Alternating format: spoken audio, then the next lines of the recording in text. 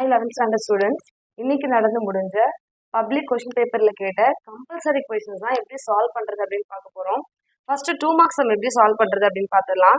What is the unit digit of the sum 3 factorial plus 4 factorial and so on plus 20 factorial இருக்கு. இப்போ லாஜிக்கா think பண்ணுங்க.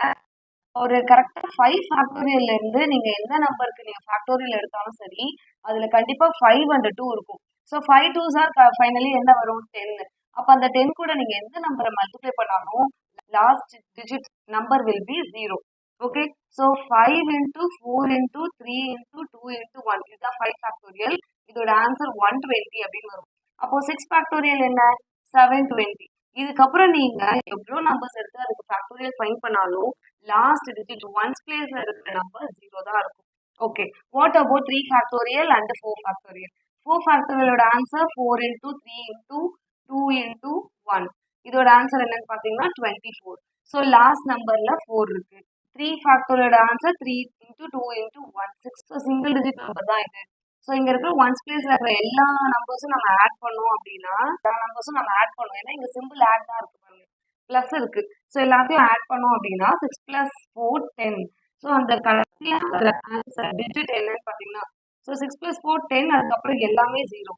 So finally units பிளேஸ்ல வரக்கூடிய number 0. So கம்பல்சரியில 2 மார்க்குக்கான answer 0. இப்போ 3 மார்க் போயிடலாம்.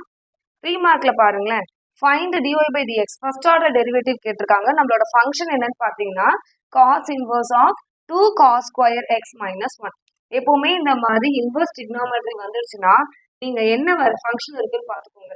cos இன்வர்ஸா, அப்போ உள்ள காஸோட டபுள் ஆங்கிளோ இல்ல ஹாஃப் ஆங்கிளோ இல்ல ட்ரிபிள் ஆங்கிளோ ஏதாவது ஒரு மல்டிபிள் ஆங்கிள் வர மாதிரி தான் அங்க கொடுத்துருப்பாங்க. ஸோ அந்த கொடுக்கலனாலும் நம்ம அதை எப்படியாவது வர வைக்கணும். ஸோ இங்க 2 cos ஸ்கொயர் x minus 1 என்னன்னு பாத்தீங்கன்னா it is nothing but cos 2x formula. So cos 2xக்கு மொத்தம் 4 ஃபார்முலா இருக்கும். அதுல ஒன் ஆஃப் த ஃபார்முலா என்னன்னு பாத்தீங்கன்னா 2 cos square x minus 1. So இப்போ பாருங்களேன், காஸ் இன்வர்ஸும் இந்த காசும் கேன்சல் ஆயிட்டு மீதி என்ன இருக்கு 2x. இதுதான் நம்மளோட y.